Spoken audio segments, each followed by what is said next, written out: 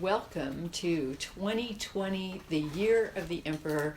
And this year is a bit different. This is the year of the Emperor, the Fool, and Death numerologically. All of those are together and they all line up. So as we do enter this year, I just want to make a note that we're coming out of the year, the Hanged Man, and the numerology has just made a big change. The Hanged Man is primal water, primal receptivity, primal flow, primal metamorphosis. And in a certain sense, the Hanged Man, or the way I'm seeing it right now, is almost like moving with or in the river, or like being the cocoon inside the river, something like that. And now here comes the Emperor. So now we this is like this evolution. Suddenly now we're in the energy of the Emperor. The Emperor is someone who steps in and starts to manage the flow of the river. Like here is where we make the dam. Okay, I don't love that, right? I don't love that, but we have to ask the water where it lives, but that's what the Emperor does. The Emperor comes in and says, here's where we make the dam. Or, water's always seeking its lowest point. That's what water does. So it's in a continual flow unless it changes form and then it rises. We live on the planet of water. But in that form as water, it's always seeking its low point. Well, it's the Emperor who, in a sense, decides how it's going to come down. Because that flow can get diverted. Okay, so here we go. Here we launch into the Emperor Fool Death Year. And what I wanted to do is just start with showing you how numerologically where the Emperor Fool Death comes from. And it has to do with just the numerology. It has to do with what I call the 3 tiers, T-I-E-R, tiers of the major arcana in the tarot. So I talk about the 3 tiers in depth in this book, Kabbalah and Tarot of the Spirit. And by the way, for anybody who, you may not have this book, but someone asked me, do we need the new edition of Tarot of the Spirit for this particular class? And what I wanted to say, this is not a new edition. This is a totally different book. Okay, Kabbalah and Tarot of the Spirit this is the mystery school teachings. And it's different than Tarot of the Spirit. There's some overlap, but it's a different book entirely. Just so you know, I just want you to know that it's a completely different book. And in this book, I talk about the 3 tiers or 3 levels of the major arcana. And this has to do with how they relate numerologically.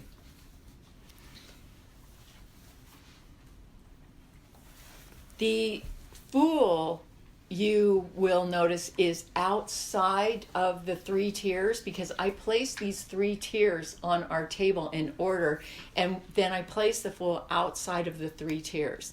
That is because the Fool is number 0 and not yet a number yet. It's not yet a number. At being the 0, the Fool represents the circle of all possibility, all potential, waiting to become. So the Fool lives all around us as a field of possibility. So the Fool is like a field of possibility. This is one way of looking at the Fool, like a field of possibility, and also this field of possibility exists within ourselves in terms of space. Actually, in every single cell of our body, in every atom of our being, it's full of space, and that is the spaciousness of the Fool. Okay, so this is just one way to look at it. There are other ways to look at it as well, but I'm looking at the Fool right now as the field. So the field that we live in, this is the invisible field, right? But the invisible field that we live in becomes visible when it focuses on bringing a thing forth.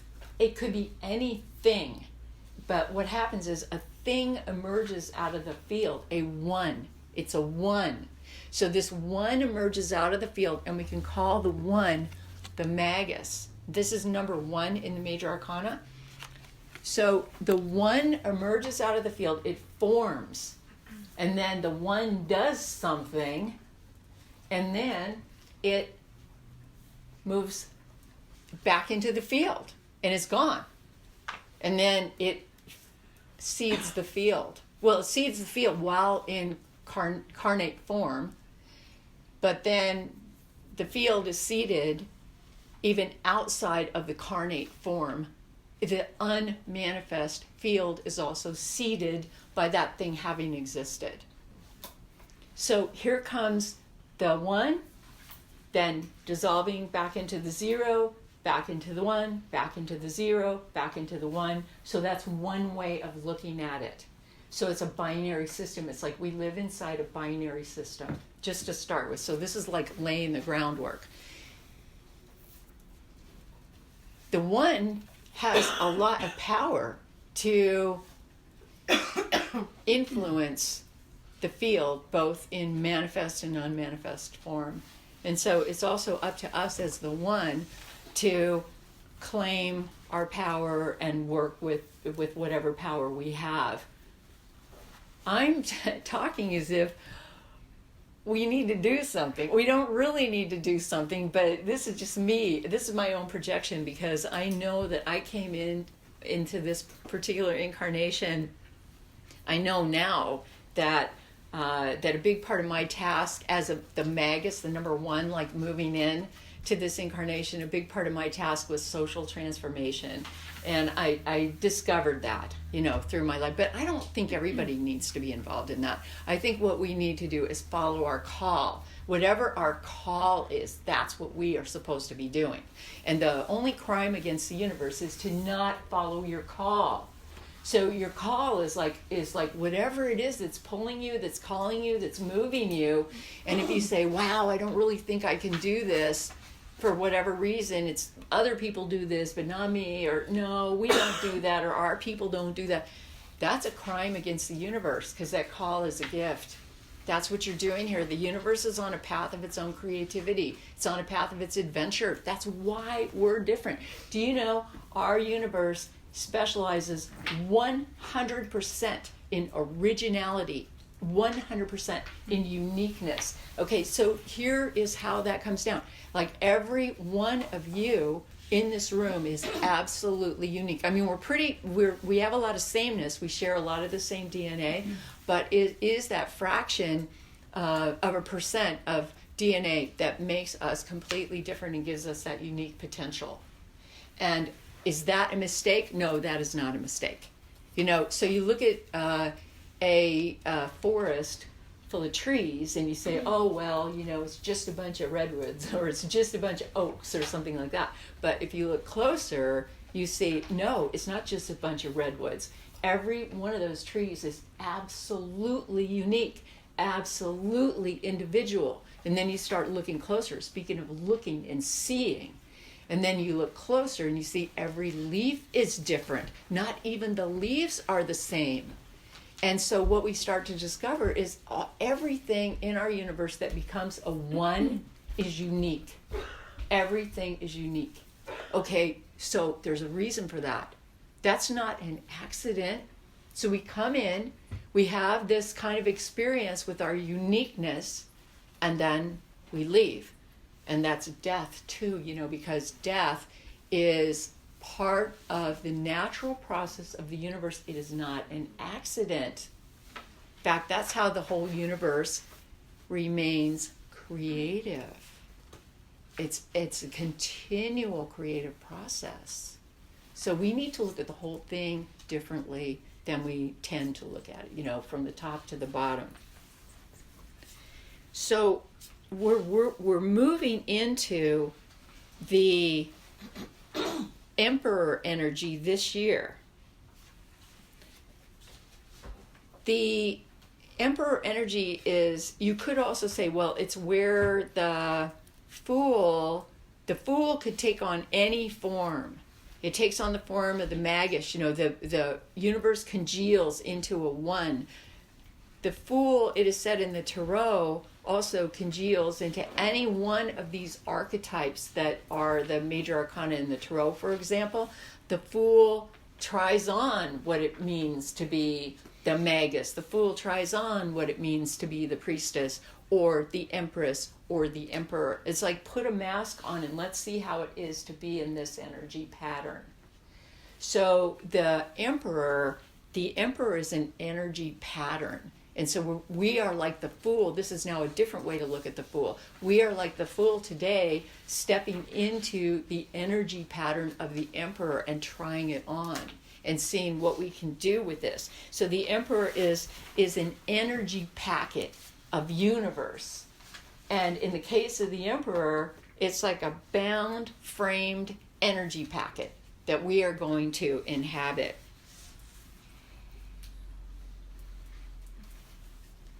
I want to back up for a second and talk about the numerology of the Emperor. Well, the Emperor's number 4, and 4 by definition means bound and framed. So that's where that's coming from, bound, framed, and structured, essentially. But the Emperor's also connected with Death and the Fool, as I already mentioned several times. Okay, why is the Emperor connected with the Fool? Well, one reason is just because the Fool is going to try on how it is to be an Emperor. But there's another aspect which is really important. So with the major arcana cards in the Tarot, you all know that they end at number 21. 21 is the universe, and that's the last one, right? It's the last card in the deck. So the Fool, in a sense, travels through all these cards and tries them all on. And then the Fool comes to the very end after 21. And so the Fool takes on another number. Universe is 21. Fool takes on another number, and that number is 22. Because the Fool is the first and the last and everything in between. So the number 22, which is non-existent because it ends at 21. So the Fool, number 22, 2 plus 2 is 4, takes up the end position, but since 2 plus 2 is 4, that's the number of the Emperor. So before the Fool leaps out of the whole, back to the beginning of the whole system, first and last, the Fool lands with the Emperor as number 4. Does that make sense? And then where does the 13 come from? 13 is in the second tier, directly, you could say, above the Emperor. And 13 is death, and it's numerological. 1 plus 3 is 4. So we have the Fool at number 22 reverting to 4. We have the death at number 13 reverting to 4. 2 plus 2 is 4. 1 plus 3 is 4. And then 4. So it's just numerological.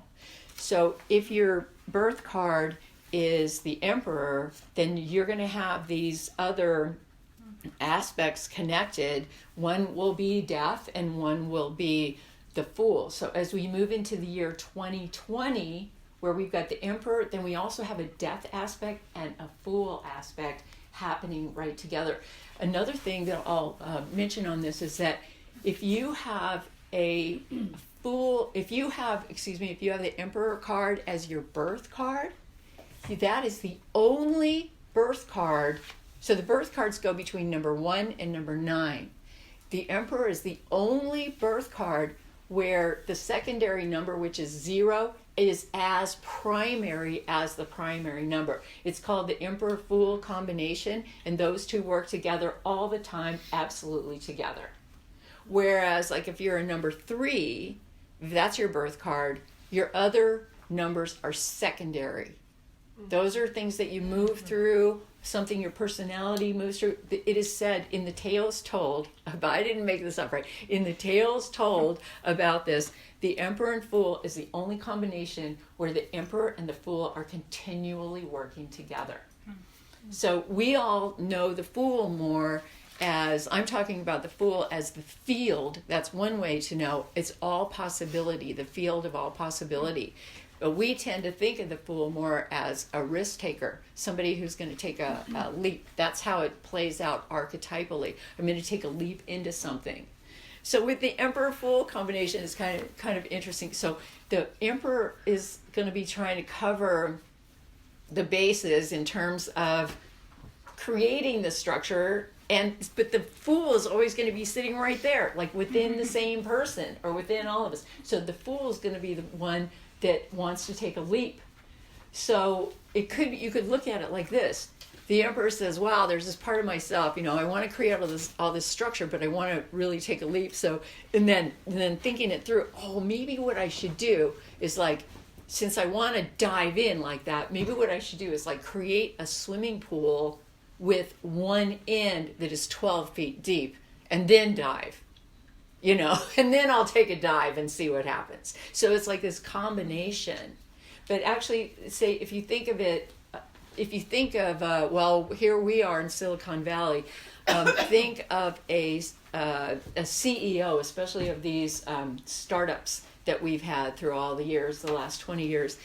The Emperor-Fool combination is like a perfect combination for someone who would be doing a startup like this, taking a big risk, a big leap, but at the same time having, creating the structure. So this is going to be the year that has to do with structure, but it doesn't mean that the structure is necessarily going to be completely rigid. That would be a completely rigid structure would be an unexalted aspect of the Emperor. To have a more open fluid structure would be a more exalted aspect of the Emperor. So we'll come back to that in a second.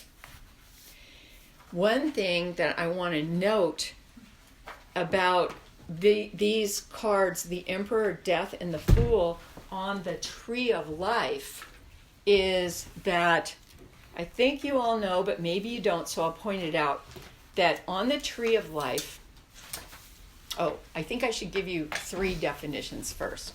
One is called the Tree of Life, one is called the Kabbalah, and one is called the Tarot. Those are 3 separate things. They are not interchangeable, even though the words are often used interchangeably, but they're not really interchangeable.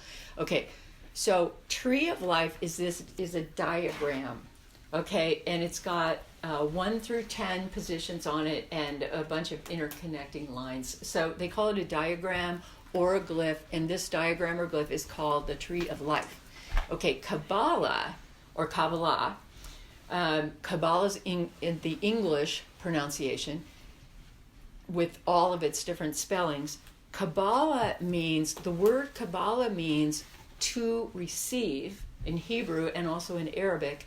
And what we are receiving is the secret lessons or the mysteries that are available for us to receive on our journey through life, in the universe. There are all these mysteries that we can receive, and the Tree of Life is used as a step-by-step path of instruction, basically, to enter into different aspects of the mystery, because there are all these correspondences that live on the Tree of Life that have been built up for well over 1,000 years. This goes way back in different forms, but this particular form of the Tree of Life that we're working with right now is about 1,000 years old. But the form of the Tree of Life goes back maybe 3,000 years, different forms, until it came to this form, and then this form stuck. It pretty much stuck. So when you hear the words Tree of Life right now, in this context, this is what people are referring to as this particular glyph. Okay, so that's the Tree of Life. Now, the 1 through 10 of the Tarot fit on the numbers 1 through 10 of this Tree of Life. The major arcana of the Tarot, that's the Fool through the universe. those cards fit on the connecting pathways that connect the 1 through 10. So what I wanted to tell you about the Emperor and death, which is so interesting to me, is the Emperor moves on the path that connects the number 2 with the number 6. The number 2 and the number 6. So that's the path of the Emperor, connecting the 2 and the 6. And the number 2 is the place, the position where not only the power of attraction lives, but the divine masculine energy lives there as well, including the fathers. Earlier today, somebody mentioned having the Fire Father, just twice drawing the Fire Father. The Fire Father is this moving energy following the power of an attraction that lives in or around sphere number 2. So that is the origination point, you might say, of the Emperor. But what interests me even more than that is that the Emperor is flowing into sphere number 6. And sphere number 6 is the place of higher consciousness, enlightenment, truth, and beauty. And even more importantly, that is the sphere of synergistic consciousness, which means working together to create new systems. So what that points out, new systems where everybody's participating, that's synergistic, and all the participation is honored. Okay, so what that tells you right there is the exalted potential of the Emperor energy because of the path it occupies on the tree of life. So there's an exalted potential. And get this. This I love too. Okay, so death, now we take death, and we see that the path of death moves between the number 7 and the number 6. So it goes through from 7 to 6. They both flow into number 6, synergistic consciousness. But the path of death has to do with moving out of the sphere of the 7. Okay, so the 7 is, so see if you guys can follow this. Number 7, all the 7s and everything that has to do with the number 7 is what I call essentially the vision quest energy. So 7 has to do with visionary experience, and it's a place where the evolution to higher consciousness is essentially based. But the only way that we can actually get there is by leaving behind what we think we know to be true.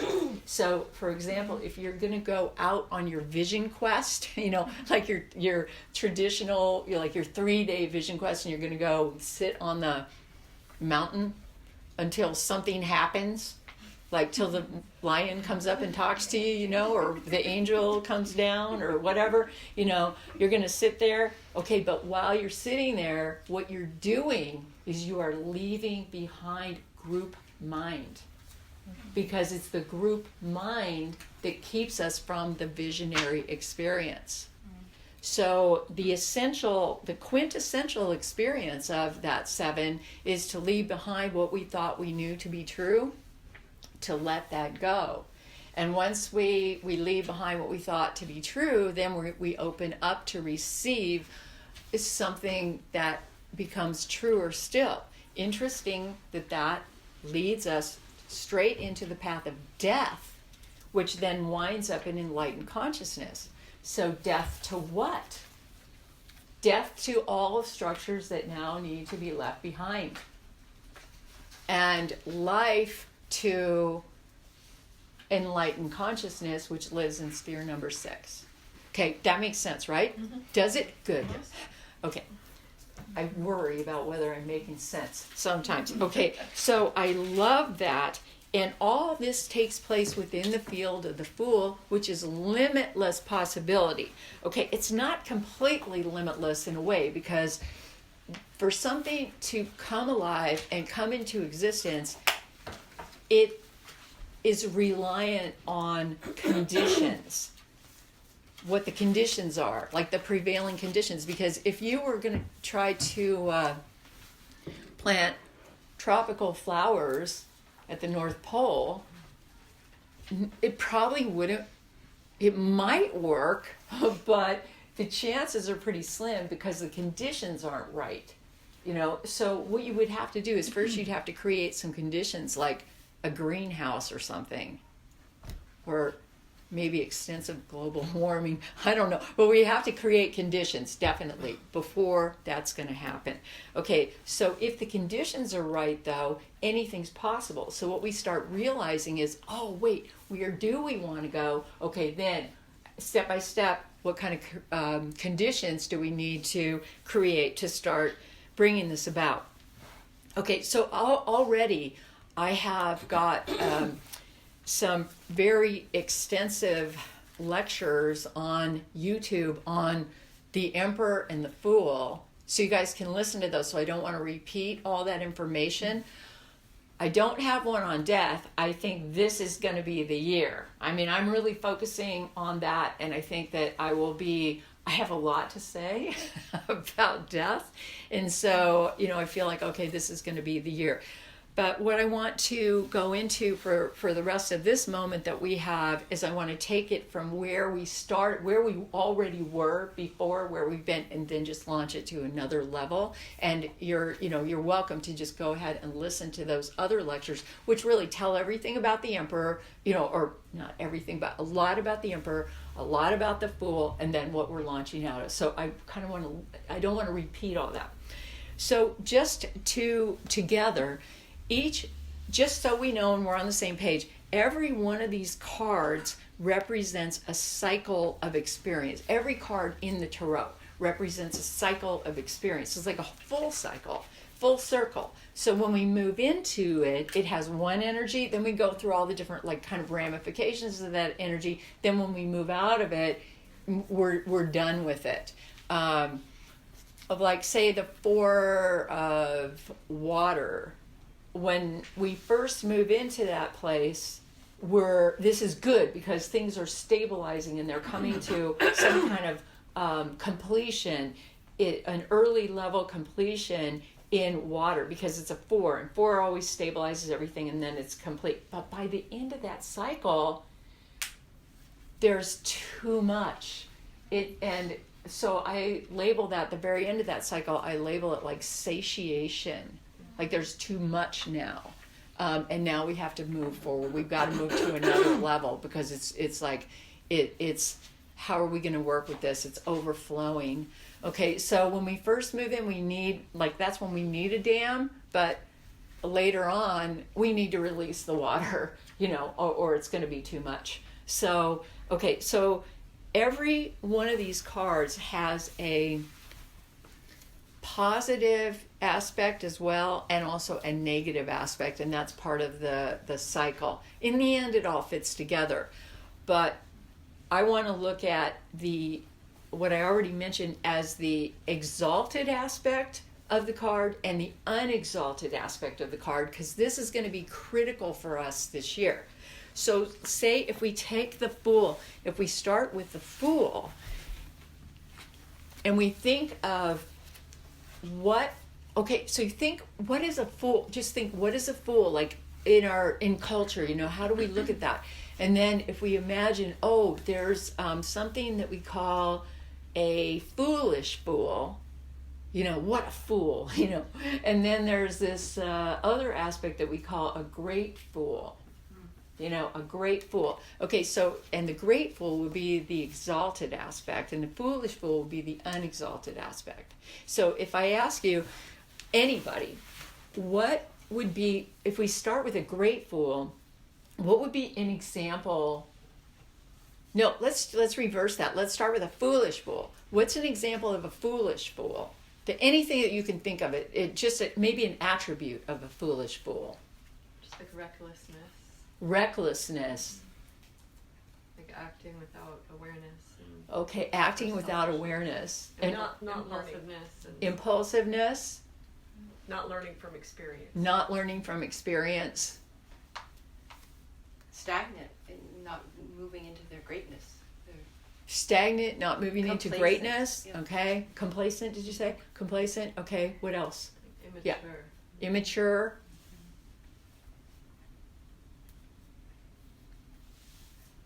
Anything else that comes up? Unintelligent. Unintelligent. Yeah. Silly.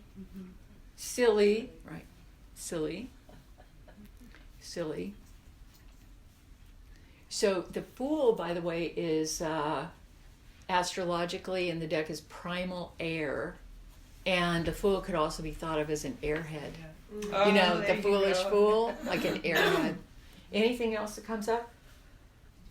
That's pretty good right there. What about okay, now let's flip it into the exalted side. That's the unexalted fool, foolish fool. Okay, now what about the exalted fool, who would be like a great fool?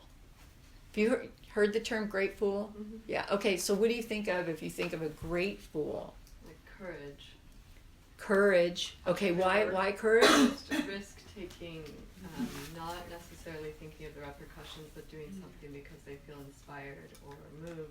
Okay, doing something because they feel inspired or moved. So doing something courageous. Okay, and that has something to do maybe with in spite of Yeah. consequence, some kind of consequences. Or Doing something conditions. courageous in spite of some kind of consequences. Or in spite of conditions. In Visible or in conditions. spite of visual conditions, or in spite of perceived Right. conditions, Obstacles. in spite of perceived obstacles. Or even I wonder about like the social condition, like the conditions that have been kind of set as this is the way it is, like maybe challenging those. Challenging what appear to be set conditions, like of the culture or whatever. Okay, exactly. Okay, yeah, okay, you guys are on it. You're on it. New, like creative and Creative, new, like the yeah. stepping off into the journey, like that type of intervention without Creating the new, Trust. stepping off into the new, creative intervention. Well, when I think of the Fool, I think about stepping off into the abyss, and to me, that's kind of trusting the universe, taking Trusting the universe. that leap of faith or something. Right. Okay, so who? Oh, with beginner's mind. okay. Beginner's mind. The idea that you're consciously putting aside what you may have already known in quest of new knowledge. Okay, in quest of new knowledge. You know, as Suzuki Roshi said, in the expert's mind, there are few. I'm not saying this right. In the beginner's mind, there are many possibilities. In the expert's mind, there are few. So that's like the transcending of the expert's mind, right? Okay, can you think of anybody who seems like a great fool or seemed or whatever? The story that comes up in my mind right away is the story of the Buddha, Siddhartha, and how he leaves riches Siddhartha, okay. and all of The Buddha. the glory of royalty to go off into the forest and Mm, then he okay. sits by a tree until he wakes up. Mm-hmm. And at the time, his whole family, everyone tried to get him to stop. And there were so many temptations to do something else, but he, Mm-hmm. Interesting. because of him trusting himself. Central story in Buddhism, you know, Siddhartha, yeah. So going out into the world to discover what was there for himself, leaving his riches behind. Anybody else? I think the word that comes to mind also for me is humility. Humility. And you guys are gonna laugh at this, but I think of Columbo. You know. Columbo. Okay, a fictitious character, Columbo. Oh, okay, yeah, a television character, he doesn't right? mind if people think he's a fool. Okay. He's fine with that. Okay, for anyone who never heard of that, that's an old TV series starring Peter Falk. Okay, we'll just get that down. Just make sure that we have the reference. Okay, anybody else come up?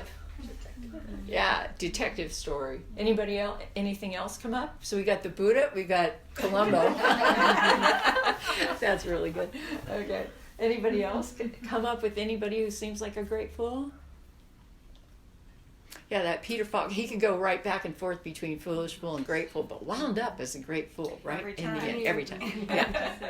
I kind of think of either the Dalai Lama or the kissing Oma, the kissing guru, where Kissing Guru, Dalai making Lama. something so simple that anyone could access it. Like, obviously, like, very deep spiritual practice ingrained, but like just acting always out of the highest in a way that Right. you could attribute to it almost somebody who was simple, but it's coming out of a place of wisdom. Mm-hmm.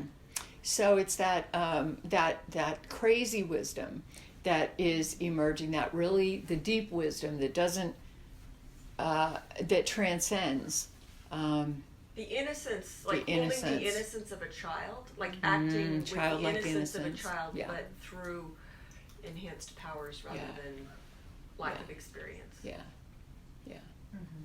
Okay. Enhanced powers rather than lack of experience. And so this is. Elon.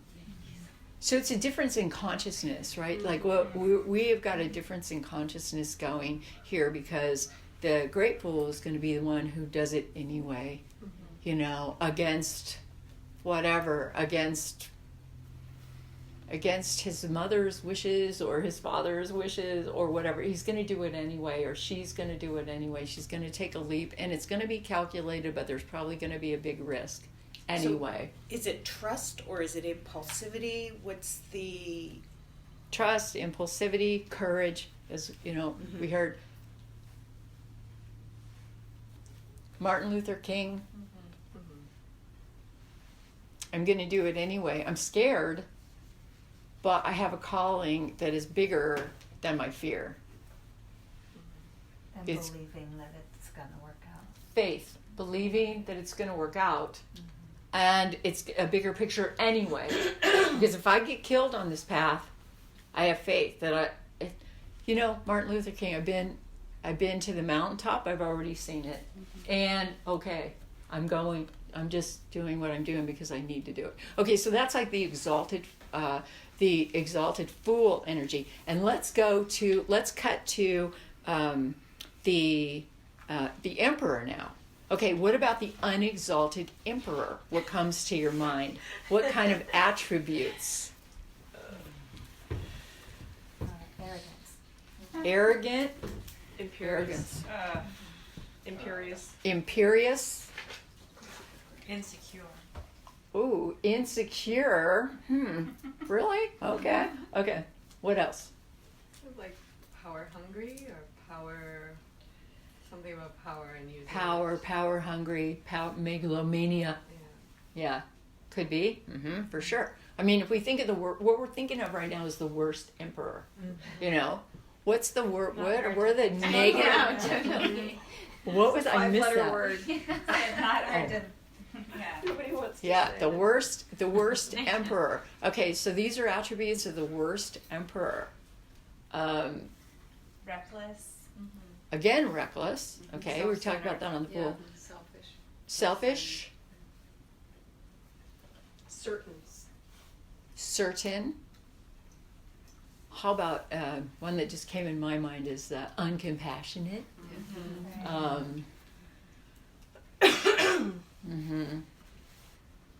Well, I mean, the extreme would be antisocial or psychopathic.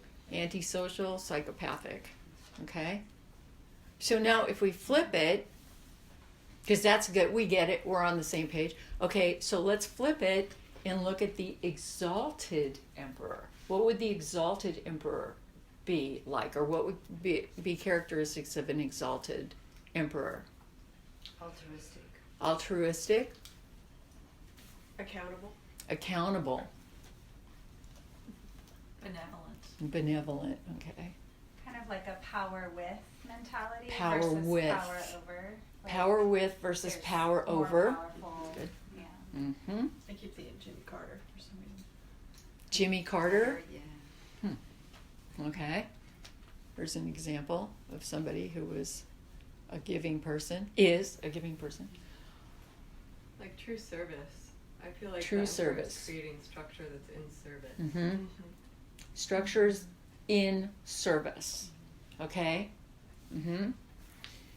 Bad emperor Okay, now I want to give you an example of a bad emperor. The worst kind of emperor is the one where the emperor is sitting in the throne and the people come in and they're angry and they've got their shovels and their rakes and their axes and they're like, we're mad. We're mad. And the absolute worst emperor would say, get these people out of here. They're blocking my hall. You know, even a worser emperor would say, round these people up and detain them until we figure out what to do with them. Even a worse emperor would have them killed. Right. Let's just kill all those people because they're in the way. Okay, and another type of really bad emperor, and this one gets tricky. This one becomes tricky business. So the people say, we're hungry, you know. And the bad emperor says, oh, take these people to the kitchen because I'm pretty sure, you know, we have some leftovers out there. Like, feed them. Feed these people.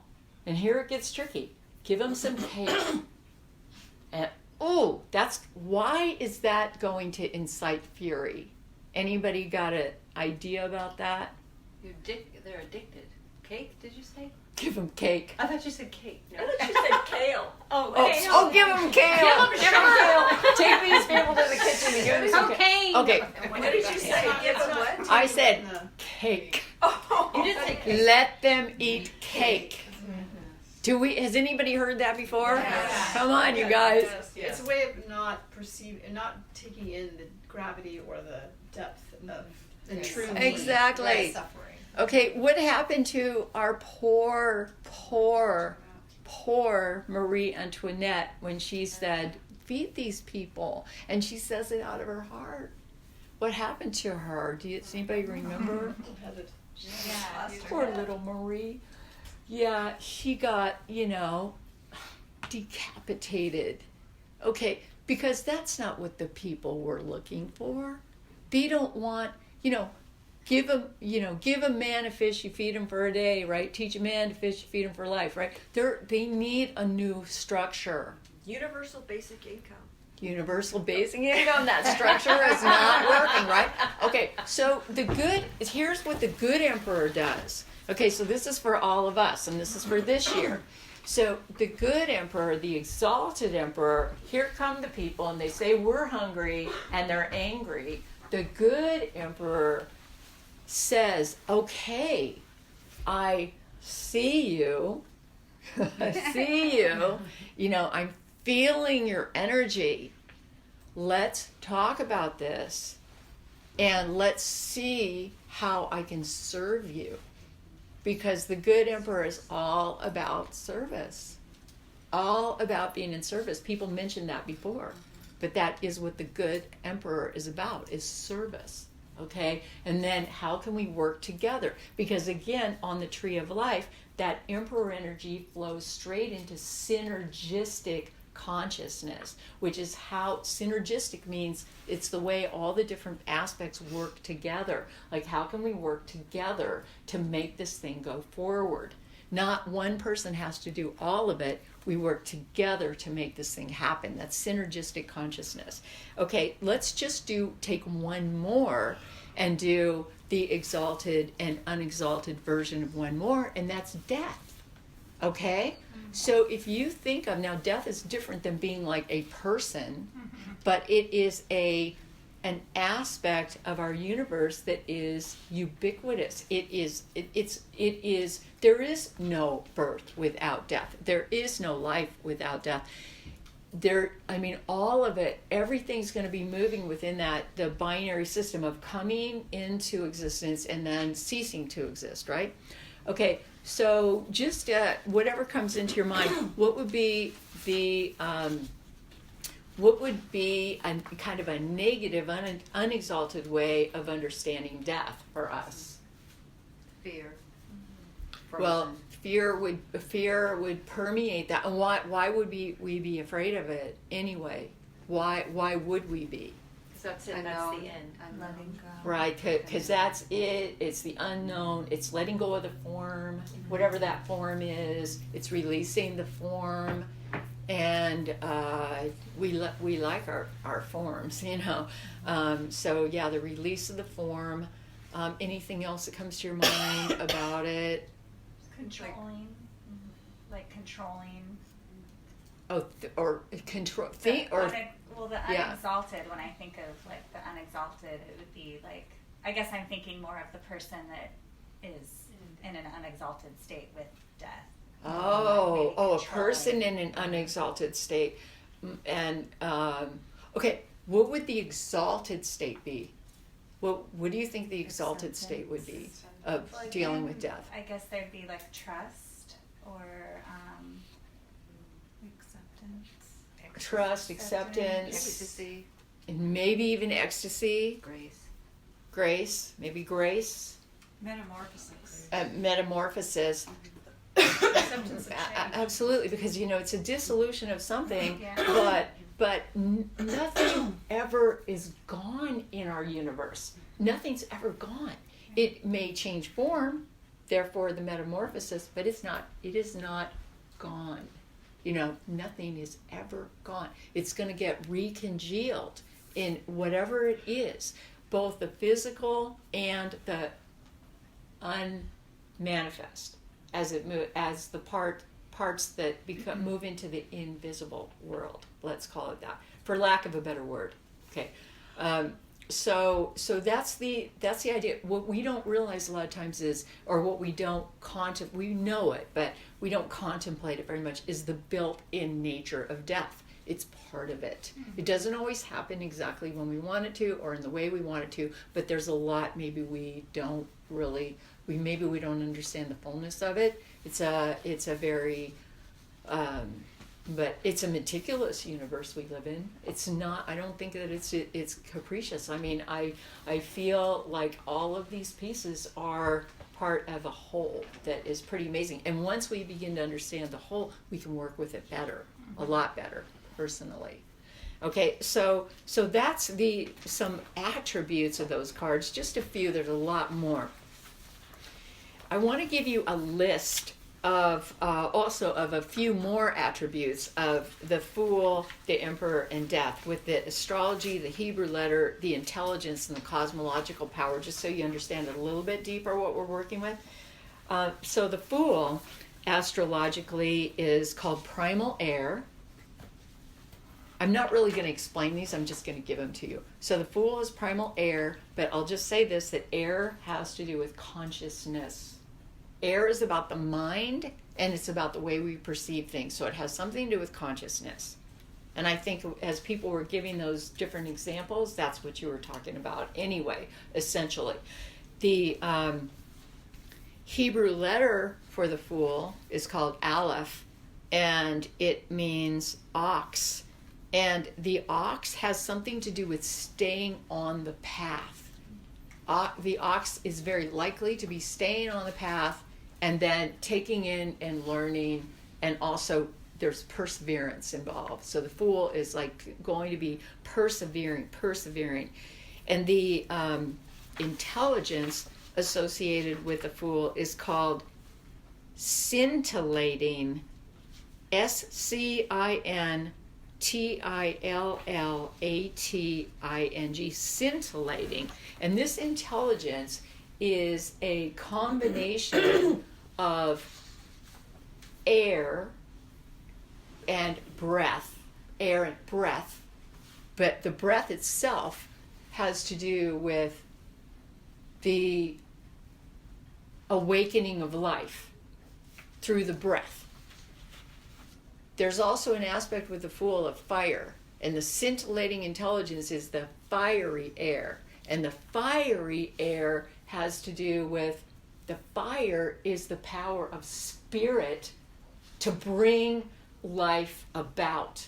So the Fool is like this combination of fire and air, just bringing life itself about through the fire and air of the universe. The fire is the spiritual force, and then the air is consciousness. In fact, there's even an argument about which comes first.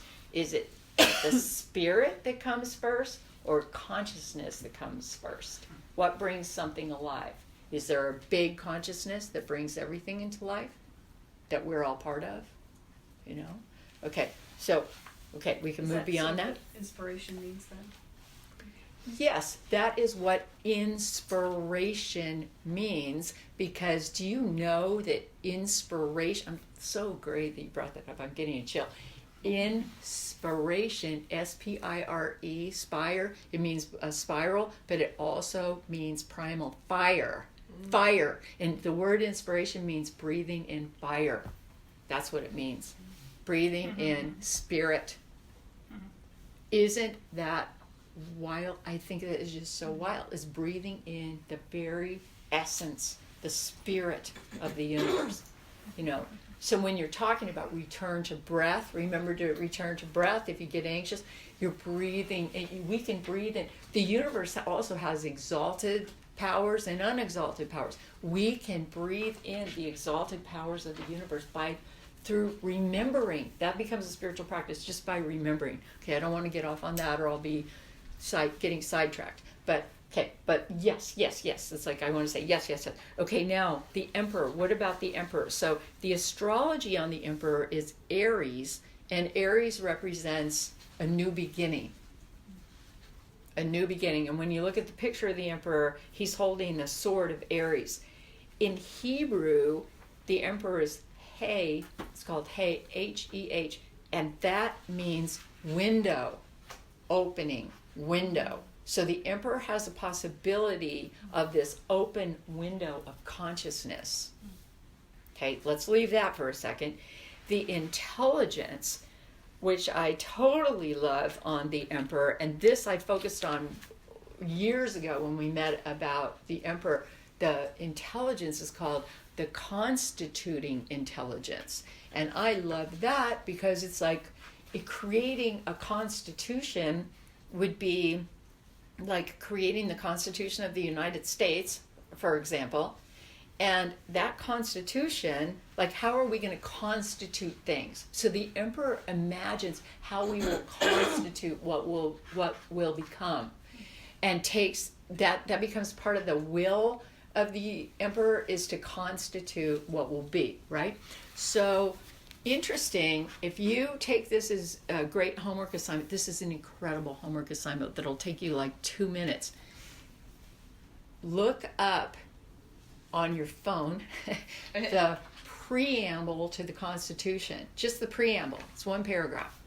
And this is the preamble to the Constitution of the United States, and it's got about 5 or 6 values that they thought about very deeply when they were going to create the Constitution, and it lists the values. Here's a challenge for you.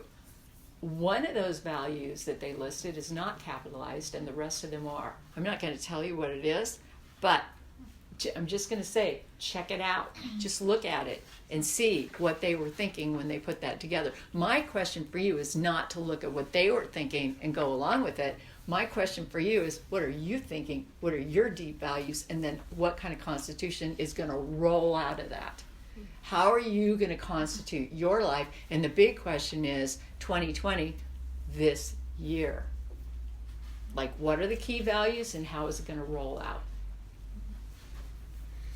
The cosmological power of the Emperor is called stabilization. We're going to get things stabilized now. Okay, and you can see at a glance that could have 2 sides too. You know, the good side is we're going to make the stability happen. The bad side is it's going to get rigid and it's going to happen in a way that doesn't serve, you know. So we want to make it unrigid, and we want to make it work in a way that's going to serve. That would be the exalted aspect. The Fool, the cosmological power, I already said it, but I forgot to say it just now. The power is that the Fool is the cosmological field. The Fool is the field, period. You know, and then what the Emperor does is the Emperor looks at some dimension or aspect of the field and says, okay, we're going to work with this aspect of the field, and we're going to stabilize something and make something happen, and we're going to serve that aspect of the field. So if you thought about it as a metaphor, you could think, oh yeah, well we got like 800 acres out here, but okay, let's focus on the lower 40, and we're going to plant the lower 40. So like, what should we sow in the lower 40? It's like bracketing out a part of the field, a part of the ranch. Take a part of the ranch and we're going to work with that part of the ranch. That's what the emperor does. Okay, now death. The astrology of death is Scorpio. And Scorpio is all about like the mysticism and the change and the changing form. The Hebrew letter for death is called Nun, N-U-N, and it translates as fish. And the fish becomes a symbol of eternal life. It's life forming, coming in and out of existence. It's like the fish in the cosmic sea. And even the fish that is the sperm that sets the creation of life in motion by do you know that eggs choose a sperm? It's like the egg can open and allow in only one sperm out of all of those sperm. Picks a sperm and says, you're the one. So what happens is that egg and sperm come together and they dissolve. The sperm basically dies into the egg, dissolves into something different. That's like the metamorphosis, And so that metamorphosis happens through an initial attraction, and then that initial attraction sets in motion a lot of powers of creation and dissolution, enfolding together and making something new out of that. That's actually the process, by the way, I don't want to go into it right now, of 1, 2, and 3. Because 1 is one individual being, like a sperm. An egg is another individual being. Attraction, that's number 2. Power of 2 brings them together, they enfold, and then comes 3, the creation. Then comes 4. There's too much of creation. What parts are we going to stabilize? That's the 4. Power of stabilization. So the intelligence of death, okay, everybody, you will love this if you don't know this. The intelligence associated with death and with the path of death is called the imaginative intelligence. Mm-hmm. Imaginative. Inside of death lives the imagination of the cosmos. Isn't that wild? I love that. Okay, so let's allow this to start working with us. And then here's something just to think about. What would be the cosmological power of death? Well, there's only 10 cosmological powers. Death is the number 13. 1 plus 3 is 4. That's 4. So the cosmological power of death is also a stabilizing power. It actually helps to stabilize the universe. It is part of the planet, the cosmos, balancing itself and continuing its adventure. Okay, now I want to tell you the story. I wrote a story came to me, and this is a story that I created for you today. It is the story of the Unexalted Emperor. And the reason that I want to tell you the story of the Unexalted Emperor before we become the Exalted Emperor is because usually when we're thinking in terms of the Emperor, we are thinking unexalted. We're not even thinking of the exalted way. We're thinking unexalted. I myself worried. I did, honestly. Me too. I worried throughout the year about what was going to happen because I knew 2020, I already knew it. I've known it for several years. 2020 was going to be the year of the Emperor, Death, and the Fool. Okay, what is that going to mean? What is that going to mean? How are things going to change? And all through the year, I was wondering, all through 2019, I was wondering and thinking and working. Okay, so even I, who think in terms of exalted and unexalted, was basically caught in an unexalted loop. So I want to tell you the story that I wrote Somebody wrote it. It came through me about the Unexalted Emperor. So I'm going to tell you the story of the Unexalted Emperor. Then we are going to launch into becoming the Exalted Emperor. Okay, here's Unexalted Emperor. There was once a foolish emperor. Why was he foolish? He was a bumbler, full of hot air, stupid in a clever sort of way. He was careless and shape-shifting in ways that were hard to interpret. His actions ranged from harmless to dangerous. He was ignored, tolerated, disdained, feared, and sometimes revered. How did he get to be emperor? He framed the field. He was good at that. Remember I said he was clever?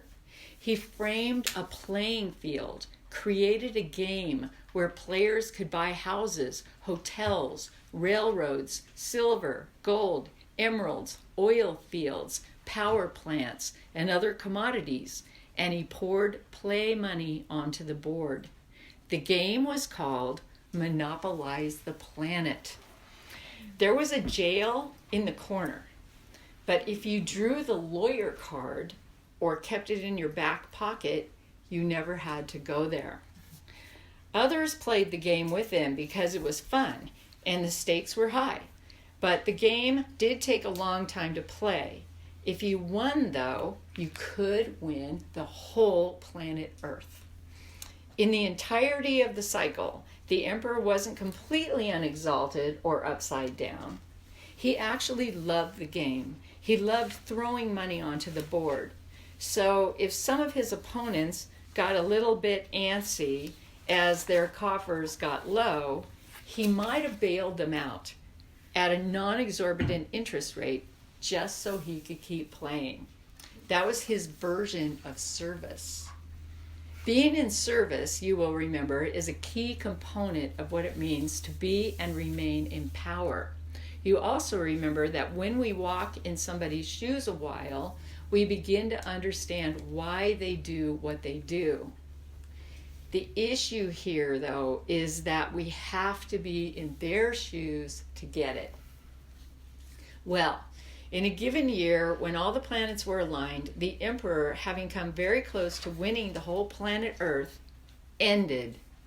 Yes, my friend, we are talking about death. But we don't really know how he ended. Here's why. There are several stories, all of which involve a crazy sort of resurrection. In one story, he had someone eliminated. Then somebody who was never on the board to begin with shoots him in revenge.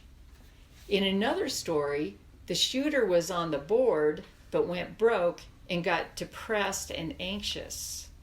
In another story, the emperor actually got kicked off his own board when a disgruntled player, without a sense of humor, tipped the whole board over and wrecked the game. That was another kind of death. In that story, the emperor was said to, quote, retire. In a third story, the emperor was said to become stressed from overwork, was said to expire of an illness. However, the medical records were never released. In all cases, though, the story became the stuff of which legends are made, because the emperor, now in his deposed and or dead state, was said to be seen in various places all over the planet. Paris, the Cayman Islands, Zurich, Beijing, Kiev, Moscow, Pyongyang, Bermuda, and Nashville, Tennessee. There were even pictures of him in the tabloids all the time. We might consider the question, was this emperor a fool after all? Well, the answer may continue to morph depending on which set of glasses or which magic window we look through. Okay, so that's the Unexalted Emperor story. One that floats around us a lot, and one that we get completely immersed in and distracted by as well. before going into how we will become the Exalted Emperor, I want to show you the pictures, the larger pictures of these cards, just so you can look at them. Fool, Emperor, Death. If we look at the Fool card, the Emperor card, look at the Emperor card, what symbols leap out at you on this card? Anything. What leaps out at you when you look at the card? The sword. There's a sword of Aries, the new beginning. Eagle is clear sight. And the eagle is the bird that they say flies closest to the sun. That's illuminated consciousness, and also getting up off the planet so you can see the whole planet at once, not just small pieces of the planet, but you get the bird's eye view of the entire planet. Largest wingspan, right? What else? Sorry, I missed a lot of things people said. Staff. He's holding the staff. And the staff, this is the staff, and the staff is a staff of Venus. It's got what's called a Venusian, this is a Venusian cross at the top of the staff. And the cross, you will notice that there is a line that goes from his eyes straight into the middle of the Venus circle. Okay, that is because the Venus represents love and feminine ways of knowing. What that means is the divine feminine, which is a receptive, receiving consciousness. It's receiving. Well, the Exalted Emperor receives an exalted form of, let's put it this way, is informed by an exalted consciousness, which involves that Venusian energy, which is love and compassion and caring. And so this emperor, in this particular card, this is the Exalted Emperor who is being informed by the love, by the compassion, by the caring of Venus. So, and what else did you say that you saw in the card? Window. The window pane. So you see there's a window in the card. There's both a triangular window and a square window. And you'll see that the Emperor looks like he is on both sides of the window. Part of him is on one side and part of him is on the other side. So the window is a magical, mystical window that sees into other realities. So other dimensions, So if the Emperor, one reason the Emperor stays in power is not only because the Emperor is in service, that is in agreement with, the people he's serving, or the community that he is serving. He also stays in power because he has the ability of clear sight and vision through windows other people can't see through, because he's attending to that. He's opening his consciousness and seeing through the mystical windows, and then being also informed by that, by another way of knowing. So listening. Anything else you see? What's the smaller cross on the lowest? The one below the bigger cross. So there are a lot of crosses on this card, actually. So there's like this coming down, and so I think what my mom would say, she painted the card. I think what she would say about the way that lower cross seems to appear. So first it's like a belt, right? It's like a belt, but then there's a cross. And so I think Mom would say that this energy, that's the 4 energy too, because it's a cross and it's got the four aspects to it. And I think that what she would say, and it's also a symbol of resurrection and higher consciousness, theoretically, from the Christian point of view. And I think what my mom would say is he's got the cross operate. I'm almost positive she would say, this is weird. She painted it, right? That the cross is operating in the genital area, so that he is actually operating on a different level than just with the male kind of driving power. That it's like, okay, you're going to be thinking on all these different levels in a higher way, in a higher way of knowing. This one is parallel to the sword, while the top one, the cross part, is parallel to Venus. Does that have any. So it's where the hands are.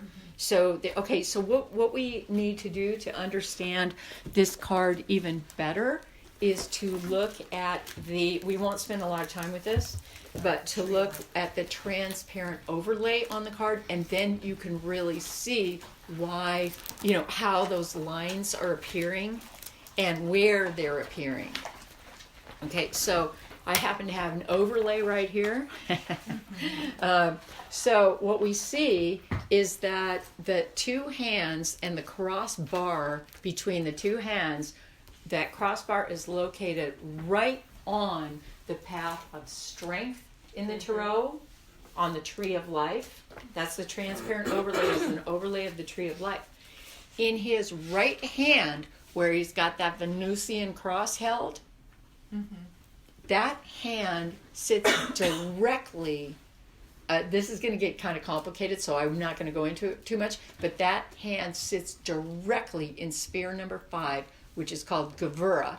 And that sphere number 5 is the sphere of Cataclysm. And that right hand he could use to smash everything, break everything, but he's holding the cross of Venus in his right hand. And then in his left hand, which theoretically is not his dominant hand, it could be, but theoretically it would be his less dominant hand, he's holding the sword of Aries, which is a new beginning. So, and those two are connected on the path of strength. The higher path that connects, that you see his eyes pointing to that Venusian cross, that is the path of the Empress, and that is all about creativity and how we are gonna see into a new kind of creative pattern, or a new kind of creative path. You can also see when you look at this whole thing, the whole picture looks like he's inside a door. It's not just a window, but it's like a door. It's the blue door, right? And so that door also, the Empress card in Hebrew is called Dalet, and Dalet means door. And she's the door, the ingress and the exit from this world. I mean, it is the door of birthing. It's a birth door. And a door of all that could happen. And that's where the idea of I am the door, I am the way comes from, through me. Enter, exit, and that's predominantly associated with the Empress in the Tarot, because she is the one who brings everything forth, and the world's forth. And then it's through her too that there's the exit. So she's, even though she doesn't appear in this card, she's involved. They're all involved, right? They're all involved, but we're just looking at one aspect. So that's good seeing, because what you were looking at is you were looking at the structure of the Emperor card itself, and like those lines that you're looking at actually hold this card together, because those lines create what's called, now I'm going to get in too deep again, but they create what is called the girders of the tree of life. They're the crossbars that hold all of life together, and that's what you were just looking at when you were looking at the way the aspects of the card fit together. Okay, anything else that you notice about this card? It has the symbols on it for Aries, and also the Hebrew symbol for window. Oh, he's got a beard. Okay, so the beard is, that represents wisdom. That's supposed to be wisdom. Wisdom learned over time, right? That's the Exalted Emperor. Wisdom gained over time. Okay, anything else? Okay, that's probably enough. That's probably enough to go on there. All right, now we come to, in a certain sense, the end. This is where we were headed the whole time. The exalted version, the Emperor as you and me. Everything rests on how we conceptualize ourselves as players, as individuals, also as a species on this planet that we were born to. Everything rests on how we see that, how we view that, our view, what windows we're looking through. Everything rests on who constitutes the game, how the game is constituted, by what rules, and who gets to play. And our question is, what are the assumptions? What are the rules? What is the buy-in? And you can already tell where I'm headed, because I want us to be active in creating the game, creating the board, creating the field with what we do, and not to be thinking it's being created out there somewhere. We have way more power than we realize in creating the game. Actually, as I was thinking about it, I started thinking, we have so much power. And I've been trying to draw my grandchildren away from the video, too much gaming, too many video games and stuff like that. But we have so much power, even if we look at it literally, like with video games. We can create the whole world through the games that the children are playing. We can create all new ways of knowing. It depends on our vision. What is our vision?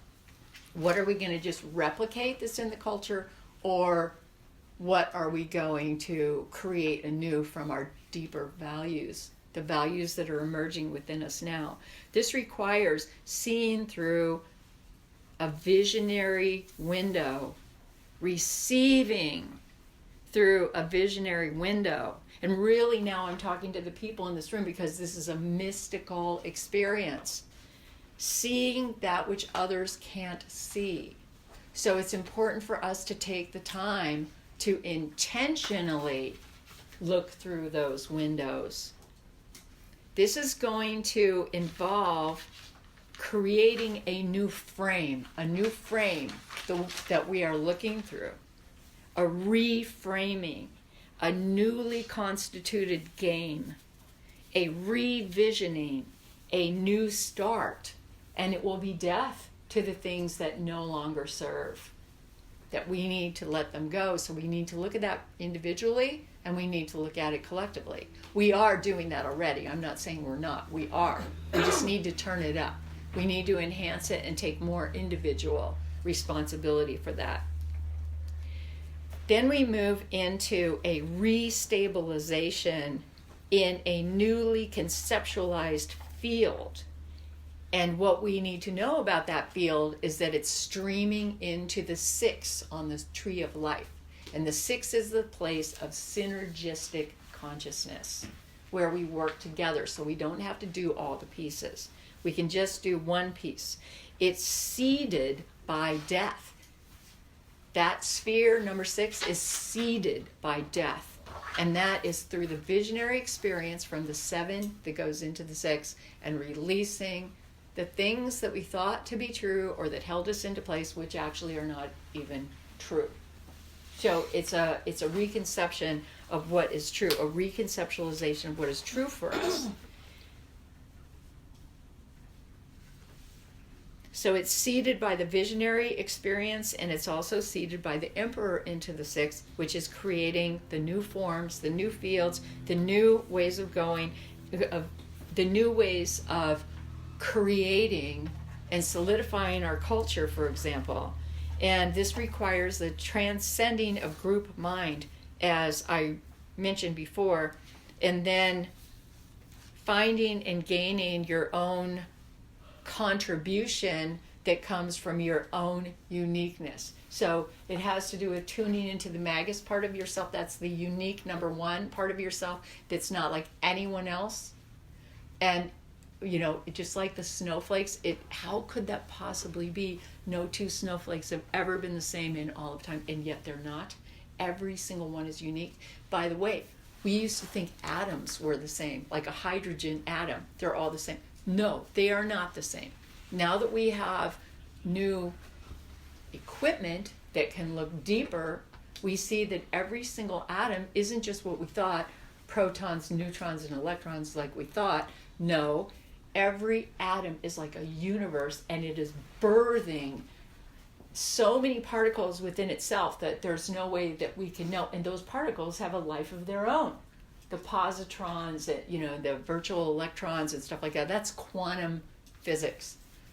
they call those particles quanta. That's inside of atoms, right? That's quantum physics. And now we've discovered even atoms aren't what we thought they were. Not at all.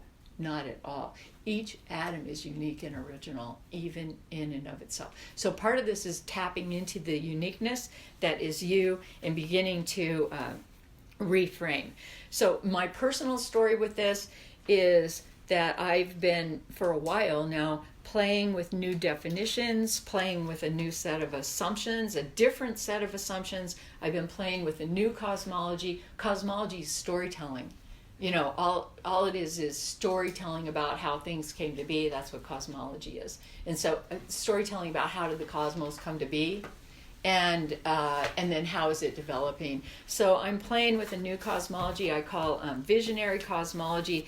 And visionary cosmology is based on an evolving concept of deep ecology. Like, it's very deep ecology, because it actually changes our definition of ourselves and who we think we are, and even what we're made of, what we think we're made of. Everything begins to shift.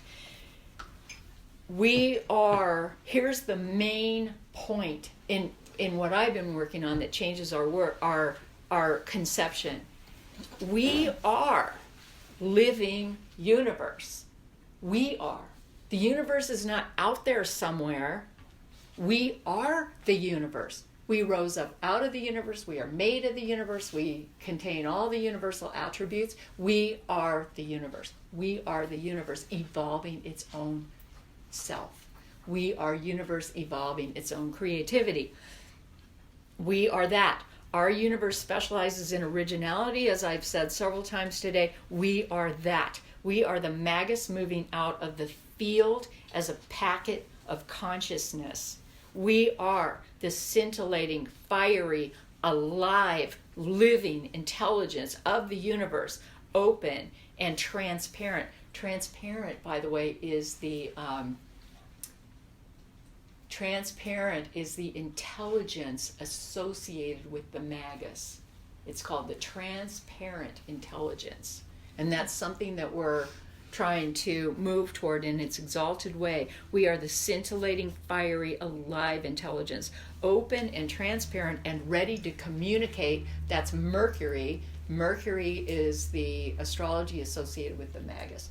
Ready to communicate, ready to bring in a new form of species into our species, a new form of synergy into our species, new synergy into our species. This is a reframing that begins with a set of assumptions. And I want to read you the assumptions that I personally am working with as we launch into what we're doing today. So this is out of my book called Visionary Cosmology. So I'm outlining it, like what this theory is. It's called Visionary Cosmology, the New Paradigm. And I'm going to tell you how it ends, but I can't tell you how I got there because I'd have to read you the whole book, you know. But I just want to tell you how it ends. And it is a new set of assumptions that underlies the new paradigm. So I call these assumptions, this new set of assumptions about who we are and who I am, and then who I would emerge into the universe as, and then become the emperor and create structures that surround them. That's the idea. But here is the I amness of it, which is the magus being born into the universe. I call it the Stargate Opening. And this fits on the diagram of the Tree of Life. And so if you know the outflow of the Tree of Life or the diagram of the Tree of Life, then you can really follow it. Okay, the Stargate Opening, 0, that's going to correspond with the Fool, 0. I am the spiritual and material star field of universal life. Number 1 corresponds with the magus. I am the body of the cosmos, in every moment spinning into form and realization. 2, I'm not going to explain each one of these. I'm just going to read them to you. 2, I am an electrified force field inspired to keep the universe in motion. Inspire. inspired to keep the universe in motion. Number 3, I am a center of creation and a zone of cosmological emergence. I am a zone of emergence. Number 4, and this corresponds with the Emperor because it's the number 4 and the Emperor's 4, and it corresponds with 2020 as well. 4, I am a sanctuary of nurturance. I am a sanctuary of nurturance. Number 5, I am the power of dissolution and dispersion, the change that heralds the new. 6, I am integral to the expansive interrelations of the cosmological community. 7, I am the cosmological adventure and the transmutation of imagination. That corresponds with the death, from the 7 to the 6. Number 8, I am the record of cosmic experience, holding, integrating, and creating new code. I'm holding back because I want to explain all these. But okay, I'm going to keep going. 9, I am reflective universe witnessing and remembering the possibilities of its course. 10, I am radiant cosmos expressing itself as a child risen from sun. That's through the 10. Then we go into the 11, which is the secret opening, the secret 11th sphere, the secret opening. I am the Stargate awakening, the portal and the passage into new dimensions of becoming. I am that, you are that. Every single person here is that. And if we recognize it, everyone on the planet is that. Everyone is that power. And I want to end this with the call to the Emperor out of Kabbalah and Tarot of the Spirit. This is the call to awaken to these powers. May I open a window upon the divine cosmos. May I open this window through prayer, meditation, contemplation, and conscientious reflection. May the highest, purest, most loving powers guide me. May I understand the web of being, the way in which all that is interwoven in the field. May I find compassion for all that is within and without. May I be loving. May I be benevolent, while maintaining a strong sense of clarity of mind. May I realize the gift of material existence. May I see the light field of being as the path for responsive and responsible spiritual expression. May I offer myself in the service of light. May I offer myself in the service of love. May I open to receive the key of the Emperor.